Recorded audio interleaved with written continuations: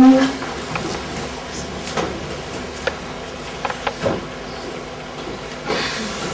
ladies and gentlemen, and especially the award winner, Professor Rodman, here is the proceedings of the conference. It's about demographics.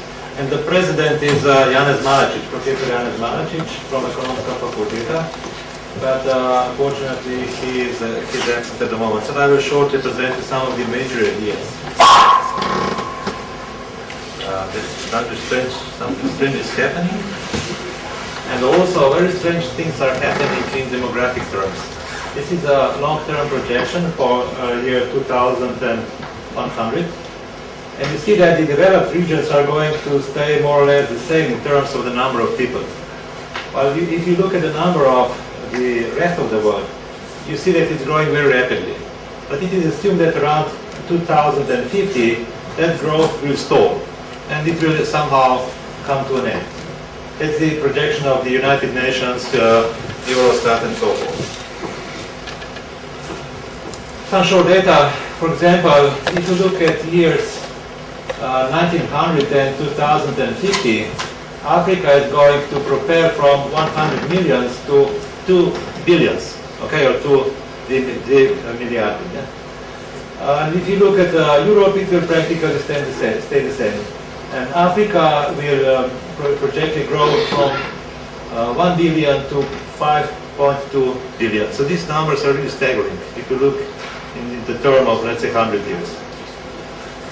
Now, we Slovenians are not so rare as somebody might say. We currently represent one of 4,000 inhabitants of this world, and but we're going to fall to 1 against 8,000 till 2050. So it's quite a decline.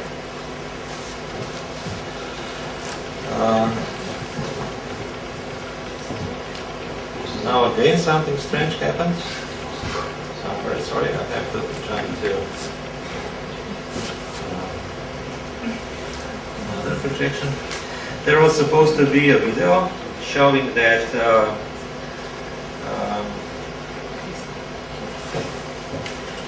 showing how actually the people are going to progress in Slovenia. And I will just shortly tell you what's the idea of that slide, which was included just an hour before by Jurgen Sanft, which is one of the leading researchers in this area, namely the people that is going to retire soon. The people that is going to retire soon is going to grow rapidly, let's say in 10 or 20 years. So the number of people in retirement will grow very rapidly. And the number of young people, especially women in fertile years, is going to decline very rapidly again. So mid and long-term projection of Slovenian population is unfortunately weak. Now this is the question whether Slovenians are of specific genetic origins, and this article was published just recently in Nature. And if you look here, it is what we claimed long ago, that practically every country has its own genetic pool. Unfortunately, we can't see yet that from Slovenia because the researchers have not gone into such a detail. But nevertheless, because it was a really fierce discussion a year ago, do Slovenians have their specific genetic code or not? And all the big nations have it, without any doubt. But for the smaller nations, it's not clear yet. So, again, if you look at the projections of Slovenian people by nationality, okay, so the people that claim themselves to be Slovenians, we are starting from numbers about 1,600,000 people, and it's going to fall sharply. It's going to fall sharply regardless of the speed of this decline. Here are two projections. One is pessimistic, that's the red one, and the blue one is kind of optimistic. But nevertheless, this is not such a bad case.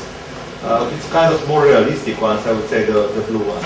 But nevertheless, from 1,600,000 people, it will go to roughly 800,000 people in 2,100 years. So it's a very sharp decline.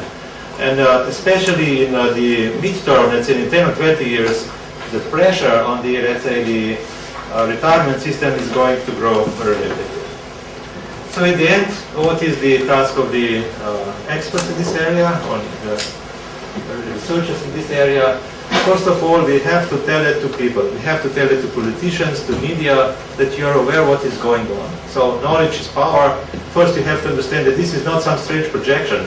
However you turn these parameters, the actual projection does not change much. There have been many studies of this and that and attribute, but actually the picture is more or less practically the same. And in mid-term, these effects from the question of retirement are going to become very real, very hard to tackle in a couple of years, maybe probably. And in long term, the question about who is going to work at all, who is going to support people, retired people, is even more coming into reality. So there are several solutions which we do not have time to represent here. So the scientists have discovered, our scientists in the demographic field have discovered several solutions which are not expensive at all.